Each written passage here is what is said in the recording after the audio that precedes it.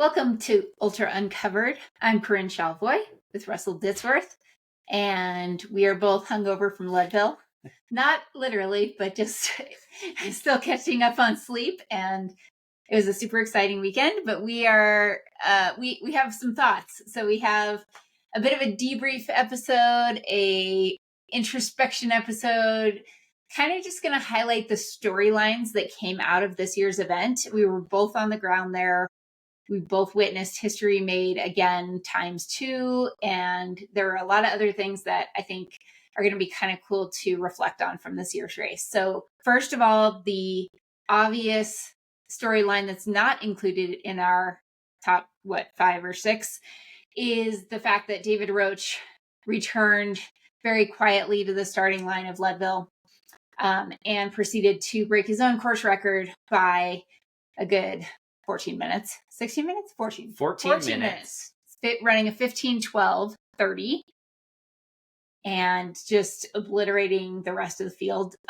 Not to be, but that is actually pretty accurate because he won by almost 3 hours over the next man. Second place being Ann Flower, second overall. Who else was second overall the year that they broke this course record? Ann Trason was second overall in 1994 when she set the course record that has been in place for over 30 years. Her record, 18:06, has stood for a very long time.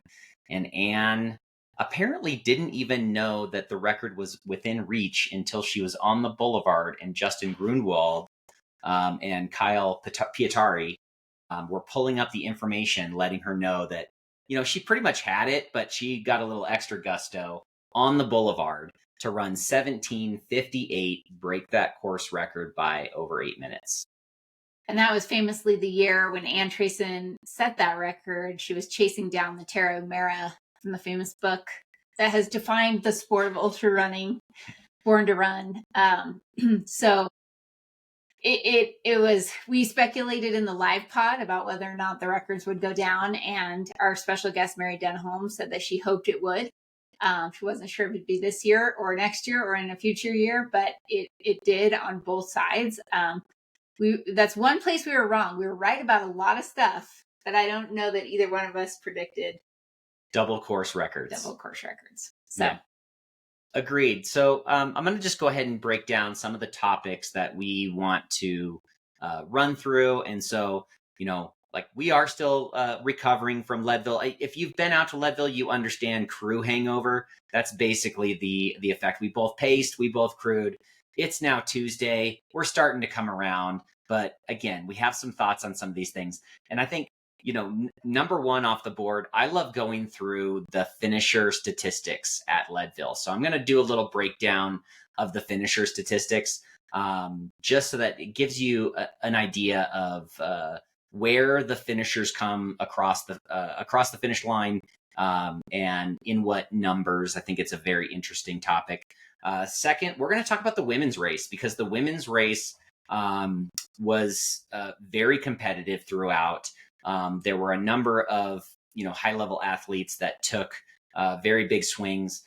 Isla Maher finished in under 24 hours and in 14th or 15th place. And that is traditionally maybe a top 10 finish on the women's side. And so that kind of gives you an idea of how many athletes on the women's side really did a good job this year. We're going to discuss the competitive fields on both sides, the women's side first, and then obviously we're going to discuss kind of how Leadville has a little bit of a different feel for it than other big ultra races that get a lot of publicity. I mean, Ann Flower is on the cover of Trail Runner magazine, Runner's World right now. There's lots of articles being written about that. There was a ton of articles last year about David breaking that course record. It's a race that generates a lot of publicity when big things are done, but it still doesn't draw those big competitive fields. So we're going to talk about that. We're also going to talk about Castle Rock Run Club. Going to give a little shout out there. Going to talk a little bit about the vibes at Twin Lakes. We spent a lot of time at Twin Lakes on Saturday. Everyone does. You show up, you send your runner off to the Double Hope Pass crossing and pray for their return and speculate about what's happening at every moment. Yeah. So talk a little bit about the Twin Lakes vibes, and then we're going to wrap up talking about some of the unexpected stories of the day, some of the folks who maybe made a name for themselves this year in Leadville, and maybe using this as a jumping off point to do bigger and greater things in ultra running. Yes, exactly. So that's what we're going to cover. We'd love to hear your thoughts as well. Let us know, on these topics, kind of what you think, or if there's things we missed. But let's dive in. Starting with finisher rate stats. So 712 starters at Leadville is well known for being a race where you do not have to run any kind of qualifier to apply for the lottery. You do not have to prove that you can run 100 miles in any fashion. You do not have to even say that you've run a 50 miler or a 50K. And so it does, and it is one of the larger start fields in the US at a 100-mile race. So 712 starters. 712 starters. The 380th finisher this year was within 5 minutes of the cutoff. I think 29:58 and change. And that person is one of one in a category. They assign that category to be the last ass over the pass, or the last ass is what they call it, and they win an award. So 380 finishers under that 30-hour cutoff, which represents a 53% finisher rate. Yeah, and I think 30-hour cutoff, they have the same thing at Western States. 30 hours to run 100 miles is not easy to do, no matter what the course is. And it's even more difficult at a race like Leadville, I think, because there are a lot of kind of tighter cutoffs early on in the race, just to ensure that not many people, that aren't going to end up finishing get stuck on Hope Pass, which is very hard to extract from. So it's, I think, it's a race where it's just very easy to think about, like, am I, even if I finish in the golden hour, like, am I just a crappy back of the pack runner? I would say no. Like, it is not easy to finish Leadville in 30 hours. And therefore, I think, like, the people that do it just should be very proud of that finish. The Western States 100 winner, Miss Abby Hall, has 2 golden hour finishes at Leadville. There's a reason that majority of the people finish in those last hours of this race. You're going to talk about some of those stats. Yeah, I look at it like this. Like, you prove your mettle as a runner in the first 62 miles. You meet those aggressive cutoffs. You make the double crossing of Hope Pass. And then you test your grit over the final 38 miles to make it back to Leadville. So you have to have some chops as a runner, and then you have to have grit to make those finishes. And so, I think it's really interesting to see what percentage of the field actually finishes in those final 2 hours. So in the final 2 hours, there are 225 of the 380 finishers finish in the final 2 hours, either a 28 or 29 hour finish. And that represents 59% of the finishers. So of the finishers, almost 60% finish in those last 2 hours.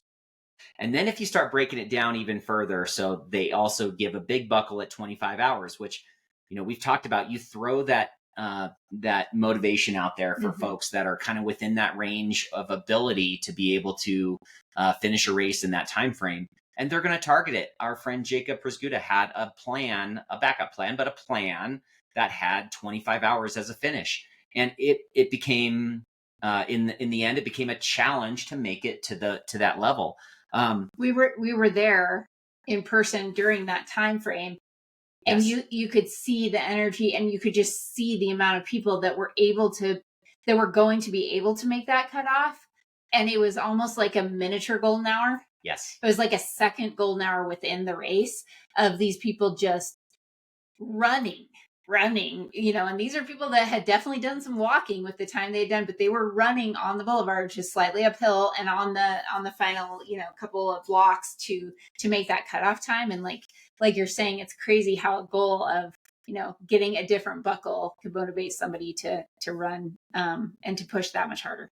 So in that 24-hour window, 24-0 all the way to 25 hours, 38 finishers in that hour. 38. 10% of the finishers finish in that range right there. Wow.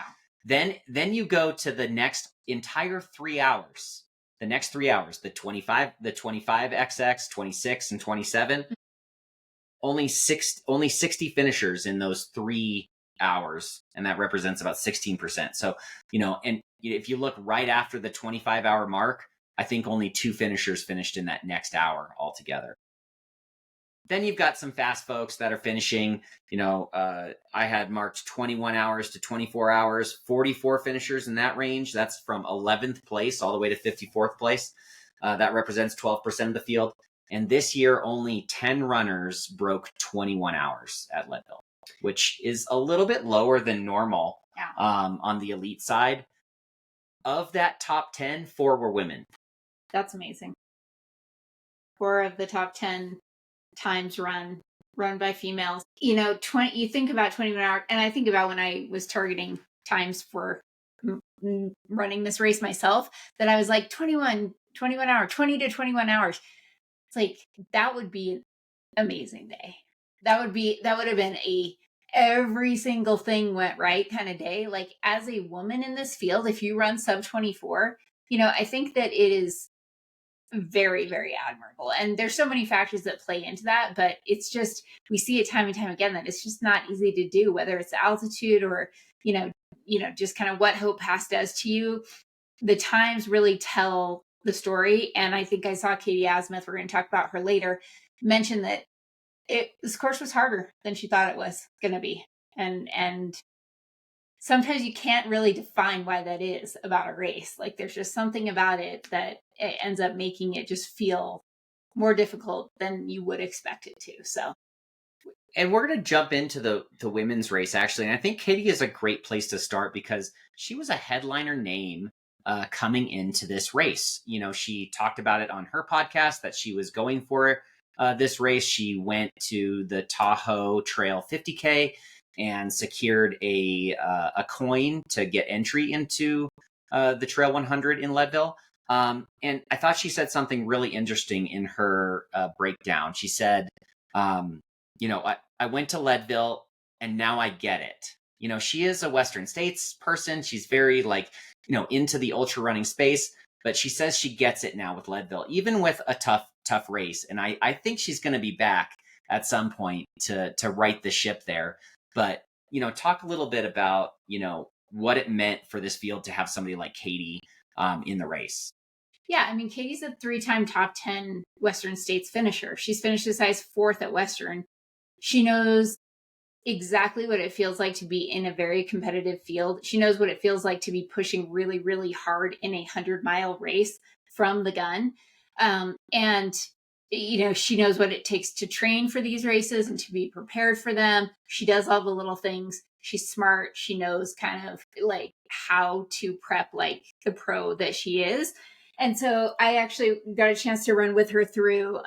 So unfortunately, her husband, Pete, had a major ankle sprain a couple days before the race. And so he was out there crewing her, but he was not able to run with her through the aid stations. So we saw her at Outward Bound and she was leading. She was well up on the course record at that time, or not on the course record, but on Mary Denholm's splits from last year. And I ran through there with her. She said she felt comfortable. And I think that is, again, one of the really challenging things about Leadville is that you could be running comfortable, but that is running at a fast pace. But you have to do that because you have to optimize those miles that are so fast at the beginning of this race if you're going to really be flirting with that edge of the top, the top times. So she looked great. I mean, I think she ended up dealing with some GI issues later on. And again, is that altitude, is that kind of miscalibration of things based on the unique factors of the environment? I don't know. But all I can say is she was stoked to be out there. And I think she's really excited that she had that 62 miles of just really feeling 40, 50 miles of feeling great and running under course record type splits. Yeah, totally agree. I think this is a good time to give the Ultra Uncovered interviews and preview a little bit of props, because I'm going to name the top 5 women in this race. And they are all names that we mentioned out of the 8 names that we mentioned in our preview episode. And a number of these women are folks that we were able to interview before the race. So top 5, Ann Flowers, number 1, interviewed and mentioned in the podcast. Imogene Ainsworth, mentioned in the preview. Mentioned in the preview. Yeah, we did reach out to her for an interview. Yeah. Weren't able to get it coordinated in time, but we knew she was going to be a factor. Leah Mulligan. Third place finisher. Third place. La Sportiva athlete. Interviewed. And just a stellar, she said it was a dream day and a dream of a race for her. So that was awesome. Genevieve Harrison, who got tipped off to by her husband, but made sure to mention in the preview pod as well. She is an on athlete. And then Rachel Downey, 5th place finisher, Masters athlete, but, mentioned in the podcast preview episode, and then obviously had a great day on the day. So top 5 all mentioned there. All right. So Ann Flower, we got to spend just a few minutes on Ann Flower specifically. She's an ER doctor, Colorado Springs. It was the first time I had spoken with her, Yep. Or met her or talked to her was on our podcast. And she just, I think we both went away from that interview just thinking, like, this is like the coolest cucumber out there. Like, she's like, seems very unflappable, very just steady, and like, kind of like the type of person that doesn't really matter what's going on or what's going wrong. Like, there's going to be zero panic that happens during this race, which I know, we have seen time and time again that is an art form that can serve you very well in these races. And she really was like that. There was a calm confidence when we spoke to her. There wasn't an expectation of being able to compete at the front. This was there was an acknowledgement that this was a first 100-mile race. There was definitely a deference to that.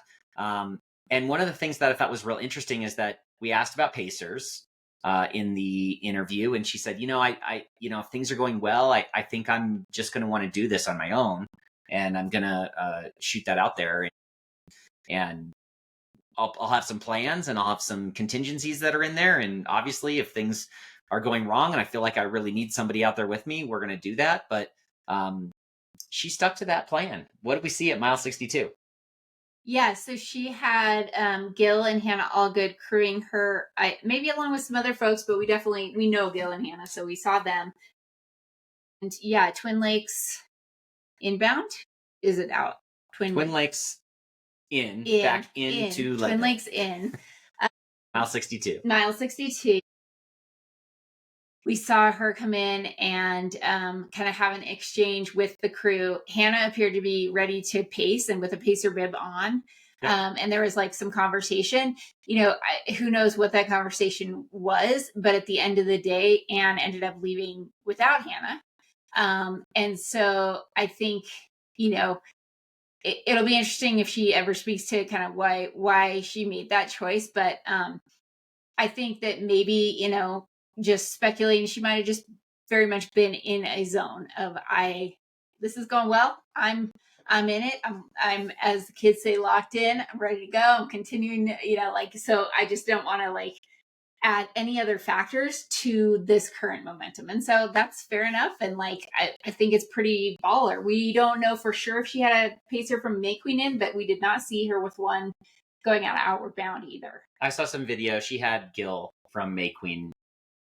Okay. Okay, cool. Okay, great. So that's awesome. That was probably a really cool experience for Gil. I'm sure that he enjoyed that.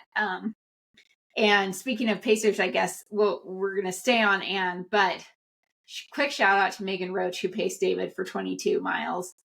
Yes. From outward bound all the way in. I haven't looked at the Strava yet, but I know that she got some crowns because I got a glance, but I haven't looked at the details of it. And I mean, to be able to run with David Roach when he is on a course record for 22 miles, I think we can all say that Megan Roach is back and in very, very good shape. Yeah.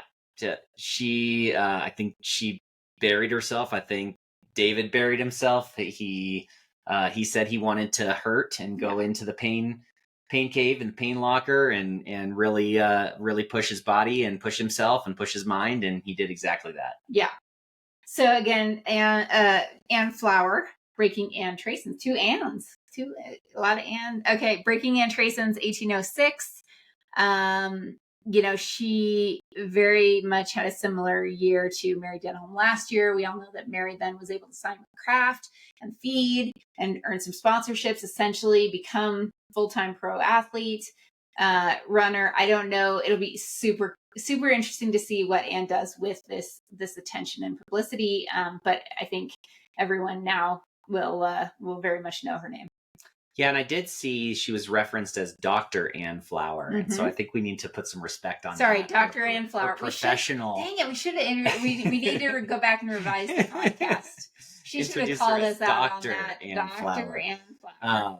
And so who knows what her situation is with that, but I think there's going to be opportunities there. It's real interesting, right? Like her times at the Leadville Trail Marathon and Silver Rush were just a few minutes behind Mary, and then at the 100, obviously there's going to be a lot of discussion about that. And she was, 20 or so minutes ahead of it, but ahead of a very important number that makes it a course record. And it's a great story. And it's just cool to say you broke 18. Yeah, broke 18. Like it wasn't, even if she ran 1804 and it passed another amazing, incredible ultra runner in Justin Grunwald right at the end of this race. Like it just, it was really, really cool to see.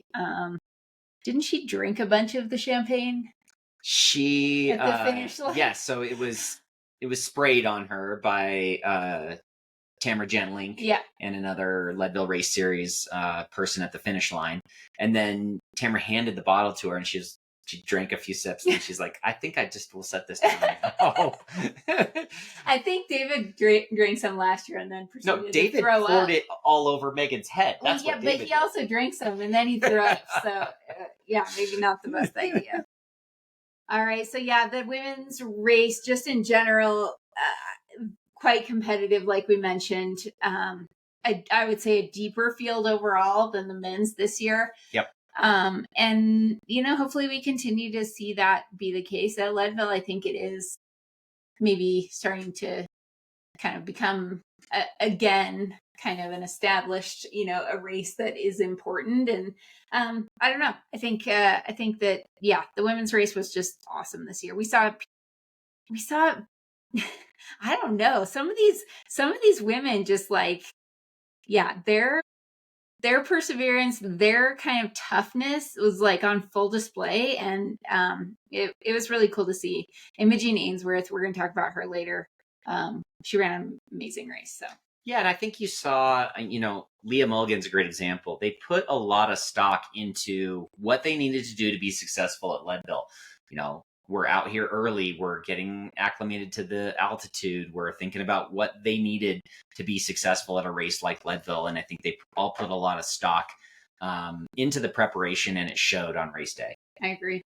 Okay, our second topic is kind of around those competitive fields. So we had some internal discussions with our friends. I think one thing that keeps coming up, and even with David, is why isn't there more of a competitive field at Leadville most years? I don't know. I don't know the answer to that. I think a couple of things you could point to would be possibly time of year. It being very, much like in between Western and UTMB, which kind of stand as these pillars in the calendar. But I think also like there isn't a live stream yet. That's true. It does get a lot of media, but maybe it's been stereotyped as more of a kind of influencers race from a media and content standpoint than this is an important thing that the media, such as a, Free Trail or I Run Far or, would deem as something worthy of going and covering from a competitive landscape. And so it's like a chicken and egg scenario. Yeah. If they went and covered it, it wasn't covered by Ultra Uncovered. But we would like to continue covering it. Would that attract more people and more of a competitive field? Because then some professional entity, I don't know, deems it as warranting that. The professional photographers, the media that was there was not just covering the front of the race. There was media following different stories all throughout the field. You saw, we were there all day in Twin Lakes, and it could be 30 minutes before the cutoff, and we would see 3 cameramen following a Spanish runner running through, and it was there's clearly going to be some story that comes out about his pursuit of the Leadville 100. You saw Cam and Truett Haynes at the Salty Britches tent, and they were whole documentary being made on that. Exactly, and there's always some unique stories that come out of it. So I think there's the personal interest piece.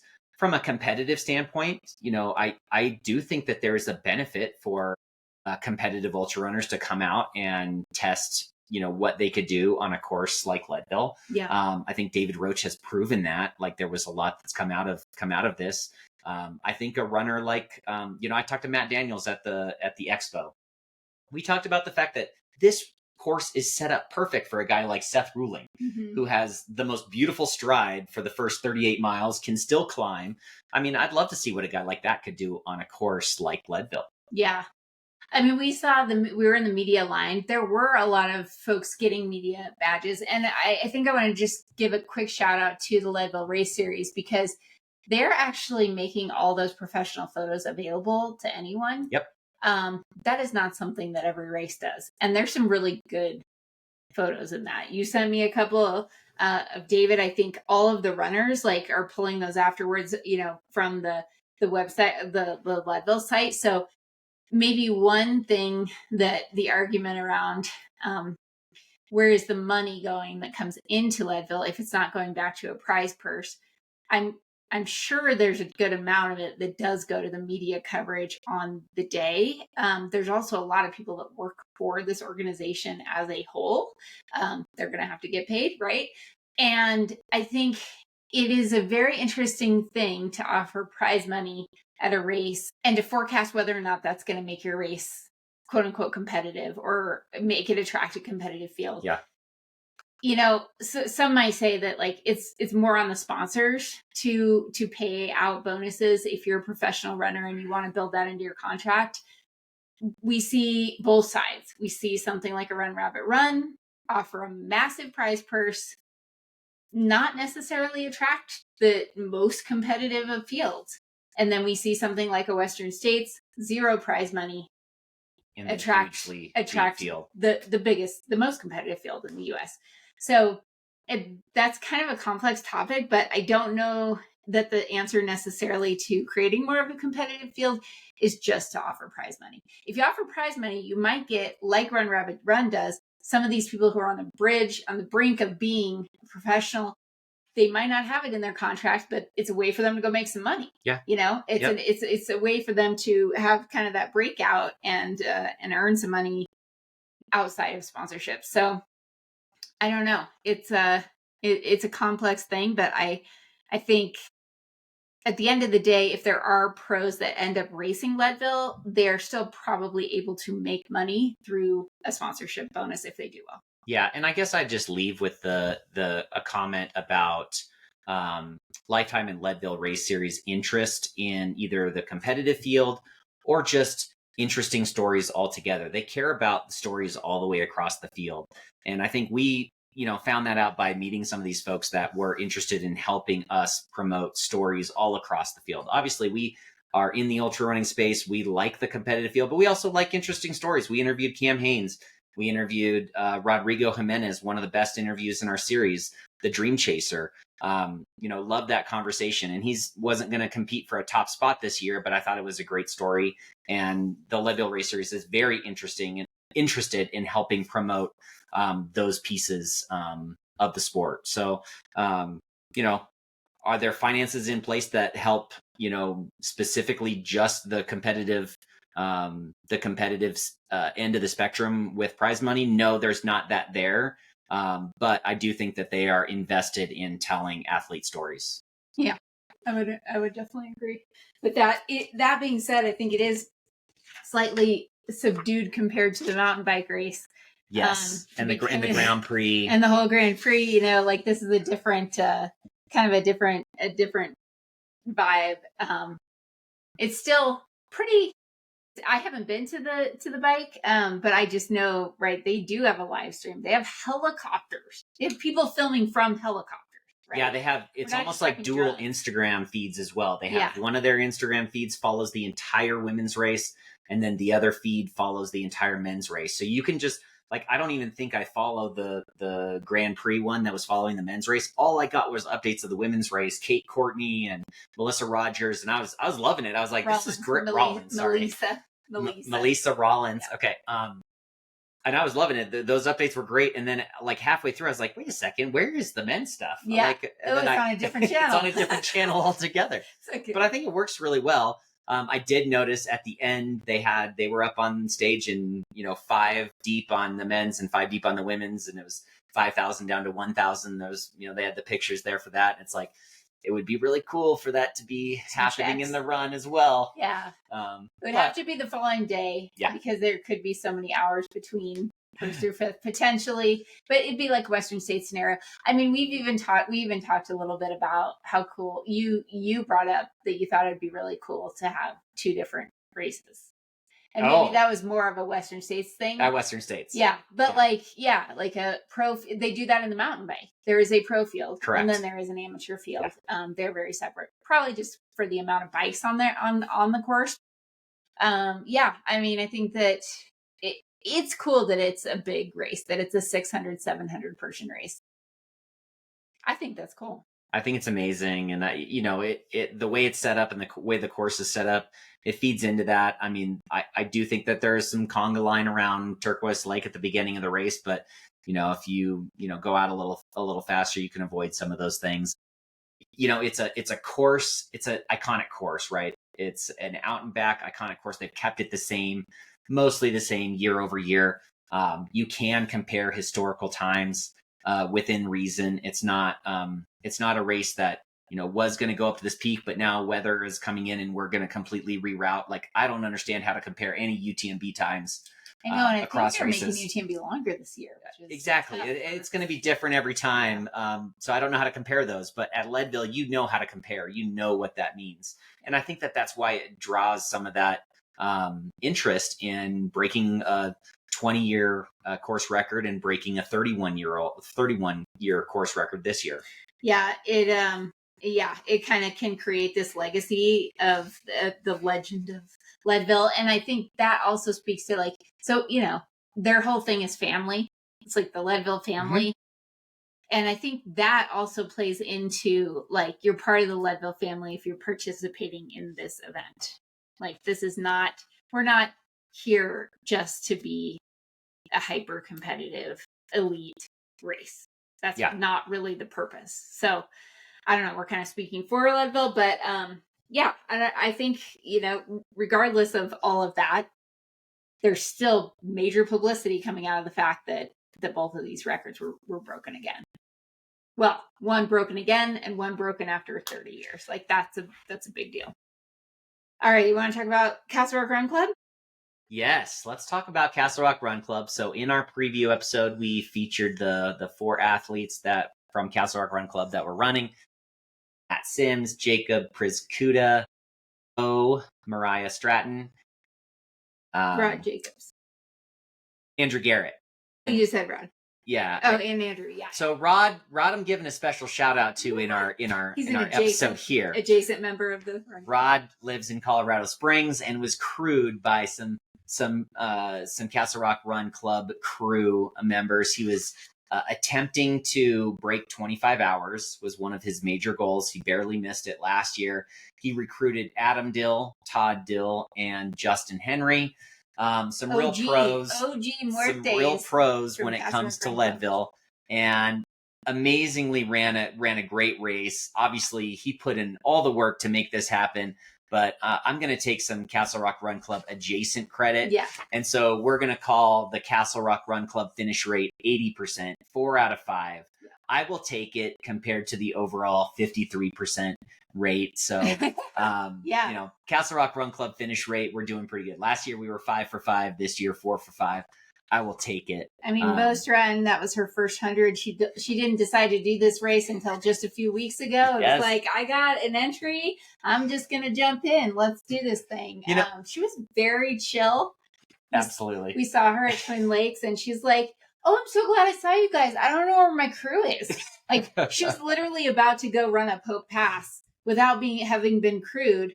I was like, do you need food? What do you need? She just wanted water and a little bit of cold water on her. But she didn't have her poles and like missed. So, and then we saw her come back in, and like she still looked really, really good, but she spent quite a bit of time at Twin Lakes, and she slowed down quite a bit the last 38, as many people. And like Megan Roach, I'm going to call out Tori. Was planning to pace the last 13 miles. Tori is a new mom and paced the last 22 miles. She paced 22. She paced from Outward Bound all the way to the finish. She's a 3-month-old, people. That's awesome. And that had to be huge. Her other crew, great, Jesse from California, and then her husband Ryan. So they did awesome. Drew Garrett got a great finish, very dedicated golden hour finisher there, and our good friend Jacob Priscuda came out of nowhere, left Twin Lakes late into the night, 7:45 or 7:30, I think, and rallied big time to get that big buckle. Yeah, he had kind of, I think, a classic Leadville story. Like, he was ahead of splits for the first 38 miles. He was doing amazing. I mean, I know that coaching him, I know that he had the fitness to run way faster than he did, but he had a really, really tough Hope Pass and literally almost dropped out at Winfield. And this is not a person who ever really thinks at all about dropping out of races. So it's saying something that he was on the brink of that. And then we were both witness, because we both paced him, to just how much it took and like how strong he rallied to get back to under 25-hour pace when he was well off of it leaving Twin Lakes. Like, if he had continued how he was, it was probably going to be a 26, 27-hour day. And he made up a ton of time in that last 38, figured things out, got back into it.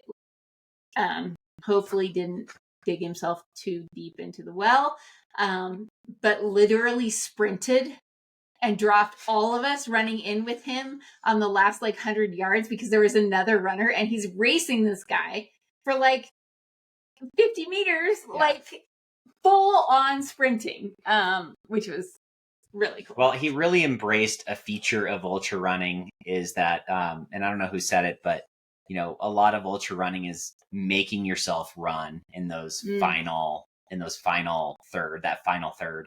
He did a lot of making himself run and knowing that was going to be the difference between a time that he was really going for and a finish. I think once he left Twin Lakes, he gave me a little smirk. I had no doubt that a finish was in play. He left with you from Twin Lakes. I took a little video. He little playful nod and a smile, and I was like, okay, he is in a good headspace. And I thought I was figuring out splits for him, and meanwhile he's just been doing it all along on his own, thinking all I have to do is a 14:30 20:30 pace for this whole entire race, and here's where I'm at right now for the whole race from a pace standpoint.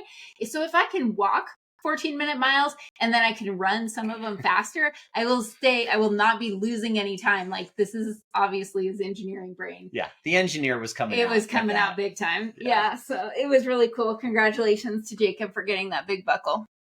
Well, on the day, we spend a lot of time at Twin Lakes, and Twin Lakes this year was a little different than it has been in the past. They did not allow crewing south of the road, which I think maybe was a little bit brilliant in terms of, from a safety perspective. There was hardly anyone crossing the road. Yeah. Everyone stayed on that north side, basically, unless you were a racer and you ran across. So maybe that was a good move. What did you think of the vibe in Twin Lakes? They had kind of some alleyways off of the main road where they had lots of crew spaces. I know that during the lead up, there was a lottery for crew spaces. I'm thinking some of that's going to get hammered out, maybe figured out a little bit better for future years. But because I know that some people did not get spaces and crewed out of a common area, but it really seemed like everyone kind of found a spot. I don't know that actually David Roach was ever concerned about this. He just went and made a friend. He and Megan just went and made a friend with a group right across from us. Yeah. And they just crewed out of their common little area and made a good friend and made it work. And I do think that most of the people on the day made their situation work, and the vibe was still electric in Twin Lakes. Yeah, I think it was really good. As you mentioned, there wasn't an extension of it off, so you couldn't run with people for a good quarter mile. It was like an eighth of a mile. Yeah. Just and, through the town, not across the road. Different, and there was a really good vibe where those crew tents were. I would say that there was a lot of kind of high energy. So they basically took the same kind of a playbook from the Javelina 100 where they assign you a spot. You have a 10 by 10 spot. This is your spot. This is, where you're going to be. I don't love the extensions up into the alleyways because as a runner, if my crew is up there, I feel sort of removed. Yeah, well, I'm like, I have to go all the way over there and navigate a bunch of people, and then I have to come back into the race. And so I don't know that I love that piece. What I think they did really, really well was limiting the overall congestion, and it still was, so you basically didn't have spectators there because spectators could not get on the buses. Yeah, the spectators could park, but it was 3/4 of a mile away. Yeah. Okay. Yeah. So you had to either have a wristband or a media pass to get on the bus from Outward Bound. I think they did a great job of the buses of the shuttles. There were like 10 shuttles. The longest wait that I heard was 1 hour. And that may sound kind of bad, like, oh, I had to wait an hour to get onto the bus. Mm-hmm. But let's think about it in terms of when your runner leaves Outward Bound and when you might want to go see them at Twin Lakes. It's from mile 24 to 38. 24 to 38, the fastest runners. 14 miles. It's basically a 3 hour gap. Mm-hmm. I think if people were on it and left Outward Bound when they were done crewing, I don't think they had any problem. Yeah. It's if you assumed like, okay, it's a 20-minute bus ride, let's get there a half hour early, and then you had to wait in the line an hour, then maybe you missed your runner. Mm-hmm. So maybe just a little bit of communication around like, hey, at peak time, it may take this long. Now, I think last year it was worse. It was maybe 2 hours or maybe 2.5 hours wait to get onto the bus. So I think there's improvement there, but maybe just what needs to happen is like, hey, it is possible that at the peak time of people getting on these buses, this is an approximate weight amount. And then people can plan around that. If you communicate what that is, people can plan around it. But I think they're making strides to what is more and more smooth. Yeah. I mean, it seemed quite organized to me. Yeah. Everyone was kind of playing by the rules with a lot of renegadeness. I didn't see much of that. The curly fry, the ribbon fries, the ribbon fries, and the coffee when it like Volkswagen van were going strong all day long, which is just those are some staples of Leadville that you must experience if you're at Twin Lakes. Great people watching at Leadville. So Twin Lakes. Next year we're doing the people of Twin Lakes. People of Twin Lakes instead of the people of Walmart segment, because there's some good ones. Awesome. Hey, do you want to finish up with some of the kind of the best stories and some of the unexpected breakouts of the race? Yeah, let's do it.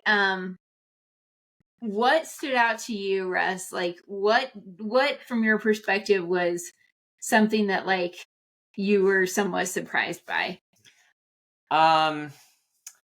I think one of the things that I was surprised by was really not knowing what men's names were going to be after David and Justin Grunwald and Reed Burrows.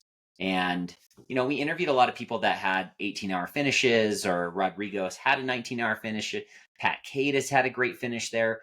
But there wasn't an Adrian McDonald. There wasn't a JP Giblin. There wasn't a Ryan Montgomery. There wasn't an Ian Sharman type who is going to consistently run that 16:30 and be up in the pack. So I I found it very interesting to see what men were competing in that top 5. And what ended up happening is really a couple of Leadville locals. I'm going to shout them out right now. Pat K being one of them. And then Luke Phillips ended up in 4th place. The two of them were battling back and forth. They're both from Leadville. I didn't know who Luke was, but he's obviously a very talented runner. Got himself into the top 5 at Leadville. And then is he 23 years old? He's 23 years old, young guy. 23 years old. Yeah. Wow. And then the 5th place finisher, this is a great story. This is so 5th cool. place finisher, Alexander Pollock, I think is how you pronounce his last name, was running around Turquoise Lake and doing a little shakeout. And our friend Hagen McHenry came across him and struck up a conversation, and they talked about potentially teaming up to pace. Well, Alex comes through Twin Lakes in the top 10, and Hagen paces him for 38 miles to the finish for a 5th place finish. What an amazing story. That's so cool. I mean, we seem to just have one of these stories every year, whether it was, our friends Matt Sims, and shout out to Matt Sims, who ended up timing out of the race as well, but just gave it everything he had and dealt with a really bad IT injury in the middle of this. So like anybody that even, gets that far and continues to move out of the Twin Lakes aid station, shout out to Matt. He'll be back, I'm sure. He and another one of our friends from Castle Run Club ended up at last minute pacing someone they didn't know, who ended up being McKendry Hickory, who ended up getting 3rd place. Wasn't it? Not McKendry. It was oh shoot, we're gonna have to fact check her name. The 3rd place. Yes. They paced Maddie Wighart. Maddie to 3rd place that year. And so here we have again a Castle Rock Run Club member. Never mind that Hagen ran 20 miles the day before at around Turquoise Lake. Yes. He decided to do 38, and I think his exact words to us were, "I didn't pace him; he paced me." Because I saw one video of him in front of Alex when Alex was hiking, but sounds to me like he hung on. Hagen also got very much worked, but how cool. He said it was an amazing experience. So cool of him to be able to hang and just get out there and help this guy secure a 5th place finish. Yeah. That was cool. That was really cool. I mentioned Justin Grunwald. It was really fun to kind of see an all-star crew out there together. So Justin is an ultra athlete, but is friends with John Ray out of Boulder. And John was there crewing. And then his pacers were JP Giblin, a former champion of the race, an ultra athlete. Did JP pace him? JP did pace, I think. Wow.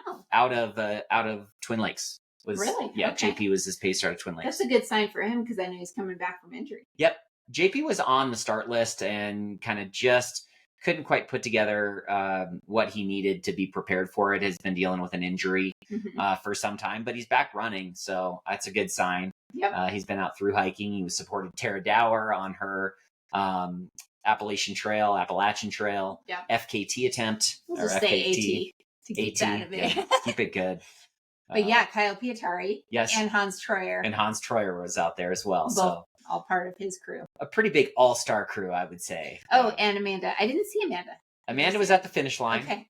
Cool. Coaches Justin. So. Well, and shout out to Justin because I don't, I've seen him race a number of times, but I think we both saw him at Outward Bound and he looked like he was hurting and maybe not in the best place. And he just hung on to that spot. Total grinder that day. Just kind of doesn't really matter how I'm feeling. I'm going to stay right here and secure this 2nd place. So that was really cool. Congrats to Justin.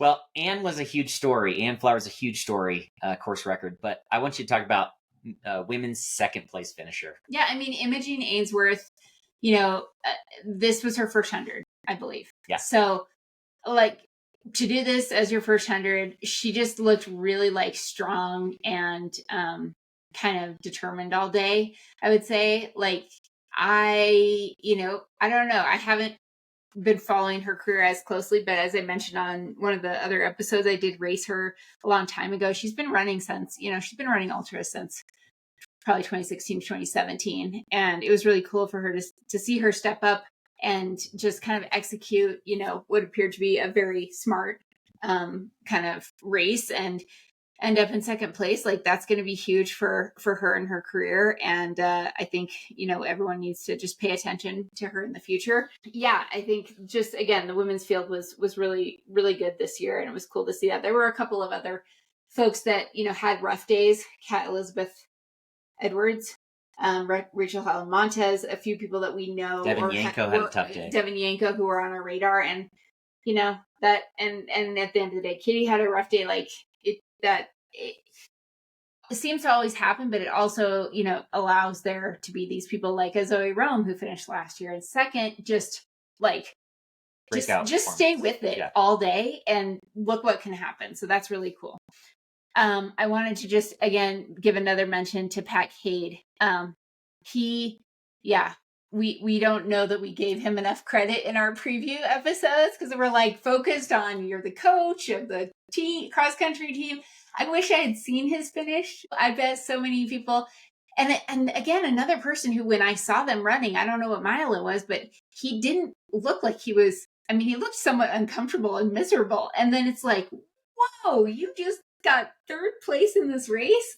And what did we learn about him? So we learned from Rodrigo and from Pat at the expo that we knew that Rodrigo's last year as the Dream Chaser was this year. What we didn't know was who was going to be taking over. And I can't think of a more perfect candidate than the cross country and track coach at the high school there in Leadville, a multi-time finisher now of the event, and now a podium finisher of the Leadville Trail 100. Pat Cade is your Dream Chaser for 2026 and beyond.